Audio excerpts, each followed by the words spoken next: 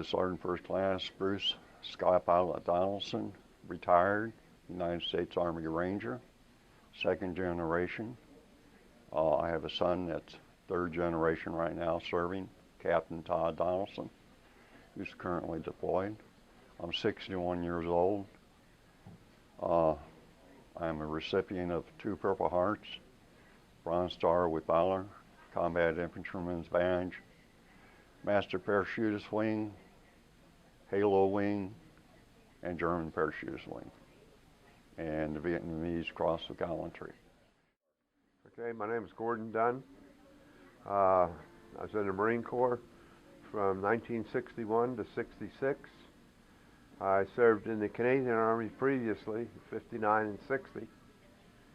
And I was in Vietnam 64, 65, and 66. My name is Irving Collier. I'm 67 years old. I was in the United States Marine Corps. I'm currently the commander of the VFW Post 556. I was from 1965 to 69. I was in the Marine Corps. I was in Vietnam from 67 to 68. So nail up the windows and close all the doors. Good time, Charlie's no more. Some people fight and some people lose.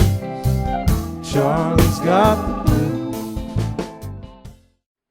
Actually, I've been 100% for a few years now, and I've noticed it's like when I came home from Vietnam, the VA system, how they push the Korean vets and the World War II vets further back. They're doing the same with us now.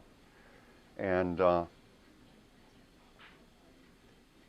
sometimes I have to wait longer for appointments and stuff, but I think it's all right because these young guys coming back now need all the help they can get, because there's a lot more traumatic head injuries coming back, limb injuries, and stuff like this. The hardest thing for me as far as getting older is my knees. I have arthritis in my knees, and it's a little tough getting around. Other than that, everything else is working fine. Yeah, but that's my main problem.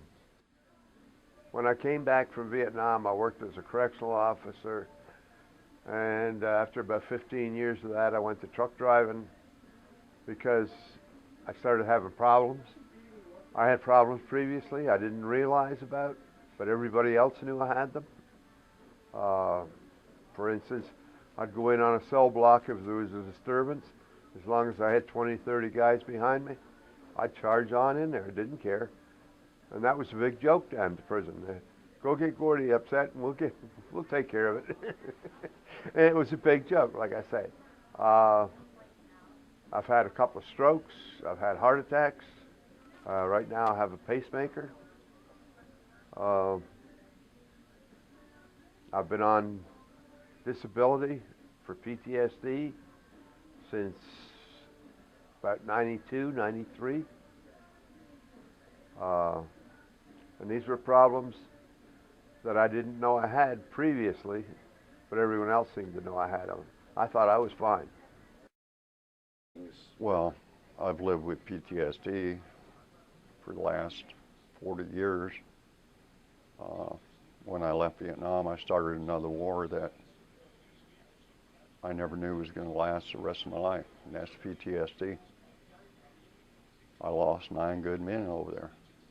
There's not a day that goes by that I don't think about my team. And that's the biggest problem I have. And I have a lot of back problems and stuff like that from the amount of jumps I did while I was in service. So I have a lot of orthopedic problems also. The biggest thing, like I said, is waiting. My civilian counterpart can call up his doctor and go in the next day. I can call VA. It may be a month before I see a doctor. And that's not right. They need more staff instead of cutting back. But every time there's a cutback in the government, the first thing the president hits on is the disabled veterans, the people on Social Security, the aging, and it's not right. It is not right. I'm sorry. Always got the blues. Well, they all keep telling lies. You can see it in their eyes. These cruel men keep running round. That's why Charlie's is coming down. The support of the American people is one. Today they're recognizing when a veteran comes home what the problem is and how to work with him to overcome the experiences that he has seen, where in Vietnam they didn't care. No one knew what they went through. And they didn't understand, Like today, they know about the effects of what war will do to people. Every soldier that's ever served has the same emotional problems. Whether in World War II they called it combat fatigue, shell shock, whatever. It's the same thing. It's PTSD. And these guys that are coming back now are suffering with it just as bad as we are. I've talked to a lot of them up at VA, and I told them, I says, this is good that you're coming to VA for help, but if you need support and you see another veteran out there, a Vietnam veteran, go up and talk to them. They know what PTSD is, and that's the biggest thing. Yeah, they're coming back with a lot of physical injuries, but the mental is still the same in any war. It's something that and they're gonna find out. It's gonna be another war that they're gonna start that's gonna last until the day they die. Because I watched my father, a Pearl Harbor survivor, and spent 39 years in the Navy, live with it until the day he died from shipmates that he lost at Pearl. So it's something that's going to always go on. I don't care what war it is. And I see these young kids coming back today with problems. And PTSD is not something you have right away. It's something that grows in your system and festers and builds until you really have problems. And like I said, I was a law enforcement officer, but I had some legal problems then, just because I would get upset with people. Right now I have a nephew in the Canadian Army in the same regiment that I served in. He's now in Afghanistan on his 3rd tour. And I worry about what kind of problems he's going to have, because we didn't have many warriors in our family up in Canada. People just didn't go into service then. Other than Korea, they didn't go to Vietnam, even though we had 40,000 Canadians in Vietnam. They were all in the American service. I think the treatment they're getting is excellent, and their morale is great. These kids are losing limbs left and right, which we didn't do that much. We'd had a lot of that, but not as much as these guys are doing. I mean, it seems to be the type of warfare they're involved in with these IEDs and stuff. And these guys, their mentality is great, because they're coming back and they're, getting into sports, they're doing things, and I know when I came back, when I first came back, I just wanted to be left alone, leave me alone, And coming home and sending them home with their families to be reunited is a good experience to get them back into society. But again, there should be someone, if they have problems with it, that they can go to talk to. And I think that could be lacking. The dramatic of losing a limb is a lot harder because shrapnel, most times I feel, will heal depending where it's at.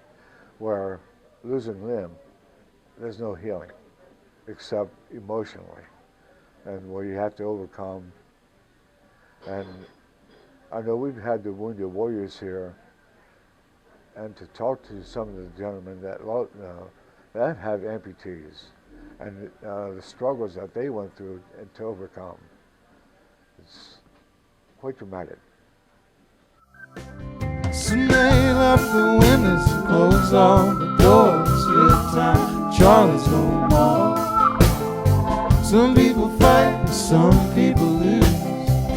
Charlie's got the blues. Charlie's got the blues. Just keep the VA going and supporting the troops. I mean, you can't send troops to war if you don't give them the equipment. The politicians we got in there today have no idea of what it's like to be there. When they go there, they fly first class. They got the best of equipment when they're over there to see what's going on. I think as a nation, we owe a great gratitude to our veterans, and they should be first on the priority list as far as being taking care of the veterans because of the sacrifices that were made by them. Everything else should come second. As far as, I'm not against the retirees that didn't serve or anything, but when a veteran, just like it was said about a disabled veteran, he should be our #1 priority.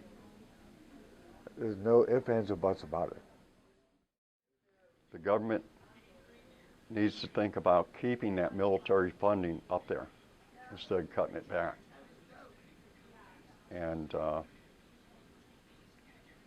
think it's going to get harder as the years go on, because it seems like that's the first thing the government always thinks about. Let's cut back on military spending. You can't do that. You cannot do that and send a man or a woman off to war and expect them not to come home in a body bag. And look how many people from York County alone have been buried. Just go over to Prospect Cemetery. Look at all them flags that are out there. That's, to me, as an American, that's humiliating. It's a shame that we're using America's best to do America's worst.